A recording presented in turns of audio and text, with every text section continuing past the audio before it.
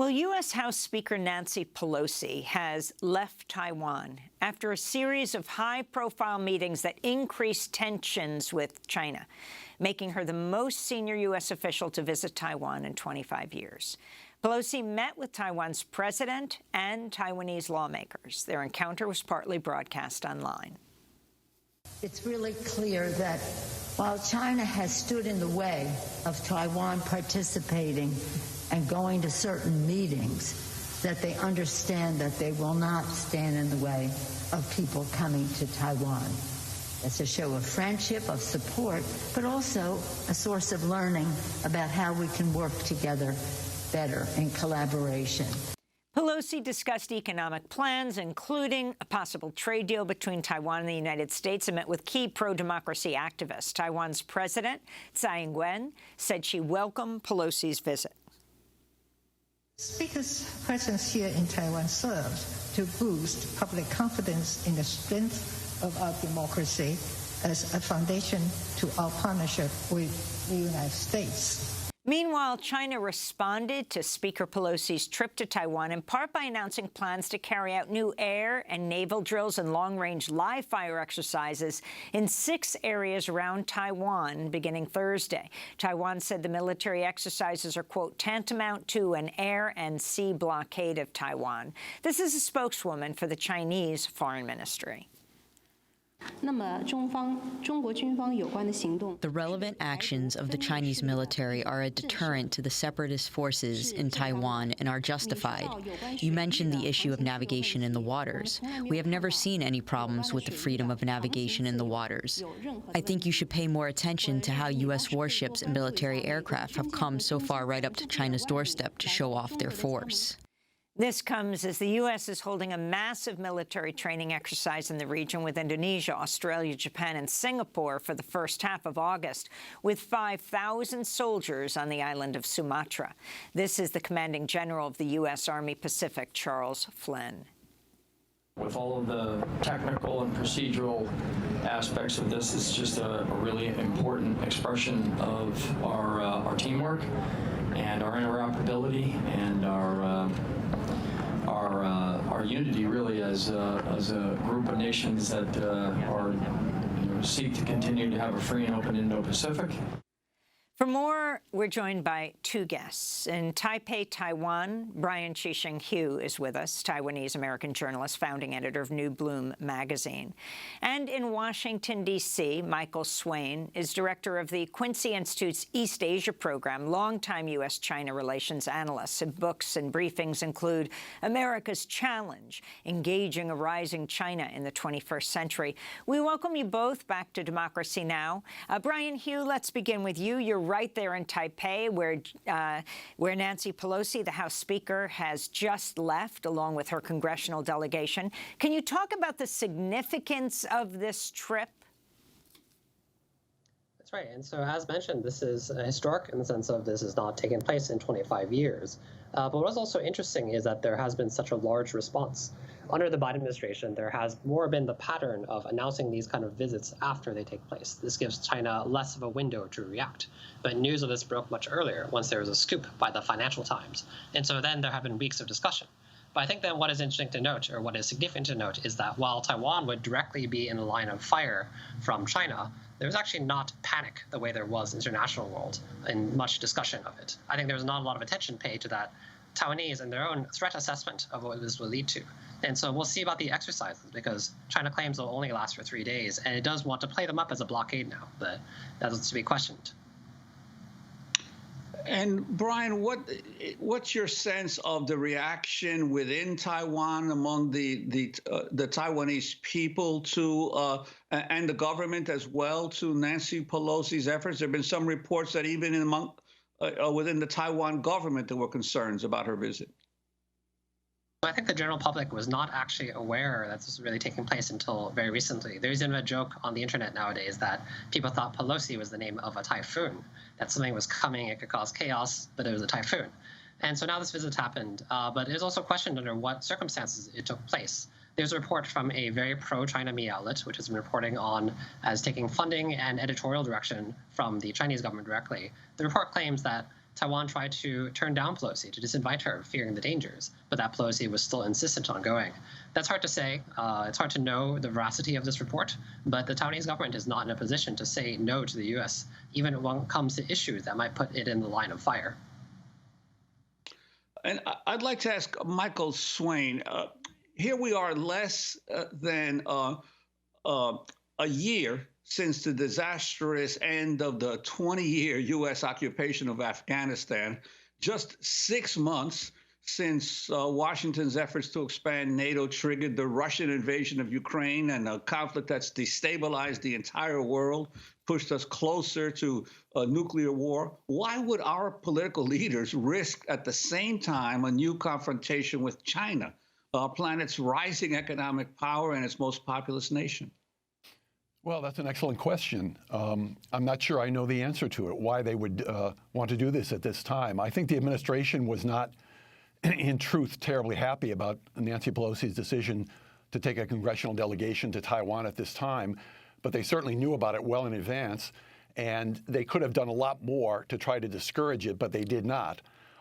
And I guess from what they've been saying since her visit there, that this is really no big deal. There's no difference here between what she's doing today and what's happened in the past, that they think the Chinese will sort of shrug and say, okay, well, I guess no big deal. But of course, that is not exactly what's happening. You've got, if anything, the reverse. The Chinese have embarked on, as you said in your setup, a series of military actions here that rival or exceed the military actions that they took back in 1995-96. And it's very hard to see how the Pelosi visit has helped or advanced Taiwan's security in light of this kind of Chinese reaction. Can you give, Brian, some background to the relationship between China and Taiwan? I think a lot of people are watching this all over the world. The historic background, the precise nature of the relationship between China and Taiwan, and how similar is it to Hong Kong? Yeah, so it is a sort of different circumstances, but as you can imagine, facing the threat of China, Hong Kong and Taiwan have long seen common circumstance in each other. So Taiwan is settled by indigenous and Han settlers from previous centuries of migration. But as we know it today as the Republic of China, as it's officially known, though many do not like that name, it is because of the KMT's defeat in the Chinese Civil War. It brought with it what are the descendants of which are 10% of the population. Around 80%, 78% were from prior waves of migration. And so there have been people in Taiwan for hundreds of years, and Taiwan was only incorporated into China under the Qing dynasty, and that's only part of it. So that's not surprising then that why people in Taiwan often have a different sense of identity from China. And the KMT, when it came to Taiwan, tried to depict Taiwan as having always been part of China. This is similar to what the PRC claims today as part of its very modern territorial claims over Taiwan. The PRC did not always, in fact, you can even quote Mao on this, Mao Zedong, make claims over Taiwan. But this issue now is contested in part because of geopolitics, because if China wants to expand its power outward into the Asia-Pacific, Taiwan is something it wants. And there's also the desire for example, Taiwanese semiconductors or its resources and that sort of thing, because China is itself highly reliant on Taiwanese semiconductors for manufacturing, for its own supply lines. Even according to some reports, they are present in the very missiles that China has pointed at Taiwan. Michael, would you share Brian's analysis of the past and the relationship between Taiwan and China? Well, what Brian said is, as far as it goes, is fairly accurate. But I think the important point here is to understand what the larger context is of the relationship and the understanding reached between the United States and China regarding Taiwan at the time of normalization back in the 1970s and recognition in 1979. At that time, China and the United States basically reached an understanding over Taiwan, which was a very contentious issue at the time. And in order to try to neutralize that issue, the Chinese basically made a statement that they would pursue peaceful unification as a top priority. They wouldn't give up the possibility of use of force because they regard Taiwan as sovereign Chinese territory, and a sovereign state can exercise military force over its own territory. However, they said, we will no longer seek to liberate Taiwan by force as our policy. We're going to try and peaceful unification for years and work on that. By the same token, China said, okay, we recognize that China is a legitimate government. The PRC is a legitimate government of China, and we do not challenge the claim by China that Taiwan is a part of China. Now, they didn't say they officially recognize in a legal sense Taiwan as part of China, but they said they don't challenge it. So what you had here was the one China policy, peaceful unification. Now, what's happened since that time is there's been a steady erosion on both sides in the level of their apparent commitment to those original pledges. And Nancy Pelosi's trip, this latest trip, represents yet another movement away from the different understandings and stipulations and procedures that were basic to the one China policy that the United States had been pursuing for years. She flew over to Taiwan on an official U.S. military jet that looked like Air Force One. She described her visit in Taiwan as an official visit. She publicized it in a very major way, unlike Newt Gingrich, who went as Speaker of the House 25 years ago to Taiwan. Newt Gingrich went to Beijing first. He stopped in Taiwan very briefly and then moved on. The Chinese didn't like it then, but now what Pelosi has done is much larger scale than this, much higher publicity, much more the trappings of an official visit. And that is really a basic violation of the understanding that the United States and China reached at the time of normalization, as I say. And there have been a lot of other developments over the years that have moved Taiwan closer and closer to the U.S. Can I ask, actually, why we are talking about a 50-year-old agreement without talking about the wishes of the Taiwanese people in the slightest, justifying that the present actions China takes are somehow justified towards Taiwan because of these two imperial powers, the U.S. and China, deciding on the fate of Taiwan? I think there's often a misperception that Taiwanese people are irrational, pursuing independence at all costs, even if this means regional conflict. But I think that if you look at the way Taiwanese people vote, it's pragmatic. The path that they think will avoid conflict will allow them to train their democracies. And so I don't know then why we're talking about 50-year-old treaties by imperial powers as though this were the left-wing or progressive position here. Well, the point here now is not so much what the Taiwanese themselves are saying in this regard. What I was just saying was about the United States and U.S. policy. The issue here, my point is, the one China policy and the peaceful reunification agreement and understanding provided Taiwan with decades of stability and development. And that sort of relationship should continue. It should continue. And right now, shifting on both sides by both the Chinese and by the United States away from this original understanding is actually weakening security for Taiwan. It's undermining Taiwan's own security. The Taiwanese don't want changes in the status quo. They want a continuation of the status quo, and that's not what they're getting. But will that occur? I mean, you look at the fate of Hong Kong. You look at increasing Chinese threats directed at Taiwan. Even if Taiwan, you just claim as though it would do nothing and then things would be all right. That's not the case. China actively tries to undermine Taiwan. For example, there are Taiwanese that are kidnapped by China. For example, Li Mingzhou, who's one of the people that Pelosi met with today. Obviously, it's a political stunt, but there's that. You look at the police crackdown in Hong Kong, the detention of Uyghurs in Xinjiang, and these do not offer alternatives that Taiwanese people think of as peace. China is a power that is expanding. It wishes to expand. It wishes to challenge the U.S. It is modeling itself after the U.S., even using anti-terror discourse drawn from the U.S. war on terror. And so then why do you think that China would simply allow Taiwan to let live? That's not how imperial powers work.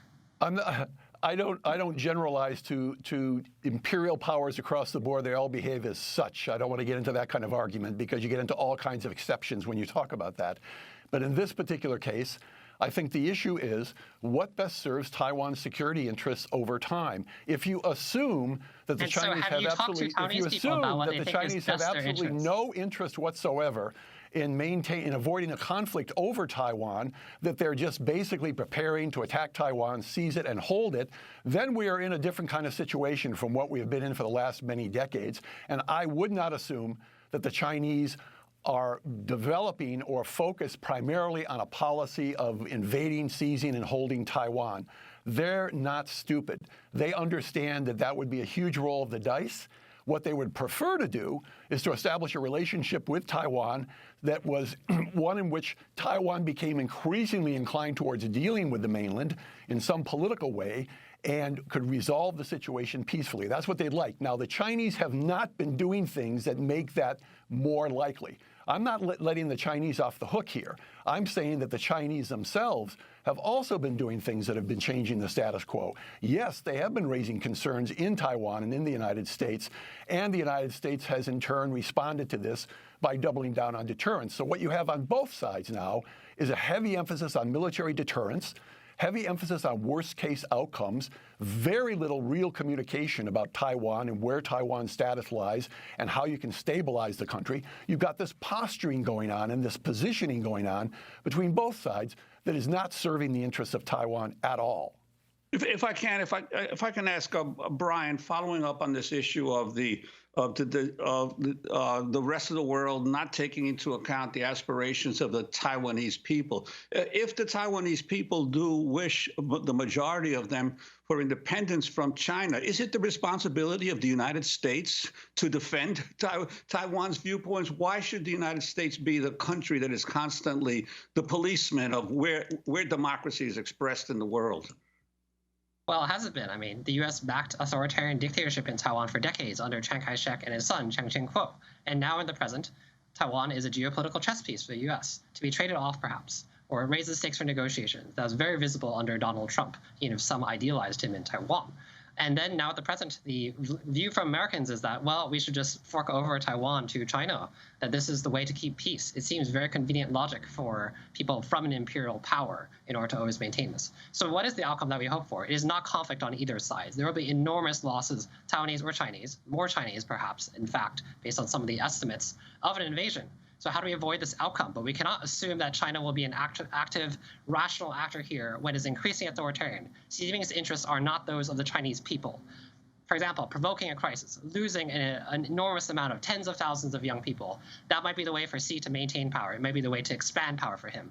It cannot be then just assuming that the CCP will act rationally, always just hoping for Taiwan to become willing to join with China. Because what we see is that it takes a velvet glove approach sometimes, offering economic incentives. At the same time, it tries to set examples, which we see in Hong Kong, Tibet, Xinjiang, authoritarian repression, drilling in the South China Seas, territorial claims disputed with other Southeast Asian countries in the area. And so there's that. This world is not just that between the U.S. and China, and we cannot act as progressives or leftists, seeing things in a bipolar world, seeing no other agency from any other force. We need to think of ways out of this binary, and I don't see that happening. And I'd like to follow that up, Michael Swaine, this issue of we shouldn't see this as a bipolar world. Where are the rest of the nations of the world and the United Nations when it comes to the issues of Taiwan and China and a one China policy? Well, what we see is that the majority of countries in the world have either not challenged or have explicitly accepted some variation of a one China policy. That is, that they have recognized that Taiwan is part of China, or they have not challenged that point. America and its closest allies have adopted very similar positions on that. Very few countries in the world recognize Taiwan as an independent state. There are a small handful of countries, primarily in Central America. Most countries do not see Taiwan as a sovereign independent state, and they don't want to get embroiled, however, in the China-Taiwan conflagration or confrontation. They want to have good relations with both China and with Taiwan, so they don't want to backstop actions that could really upset the stability of the situation now and lead to crisis or conflict. But unfortunately, that is the direction in which we're moving because of the kinds of calculations and the worst casing and the zero-sum sorts of approaches that are being adopted by both the United States and China. We're going to leave it there. I thank you so much for being with us. Of course, we're going to continue to follow this issue. Michael Swaine, director of the Quincy Institute's East Asia program, and Brian Hioe, Taiwanese American journalist and editor of New Bloom magazine, speaking to us from Taipei. Next up, Senate Republicans reverse themselves again after being humiliated by both comedian Jon Stewart and U.S. vets, and they agreed to join Democrats in passing a bill to aid U.S. vets poisoned by the Pentagon's use of toxic burn pits in Iraq and Afghanistan. We'll talk about the impact of these burn pits on both U.S. vets and on Iraqis. Stay with us.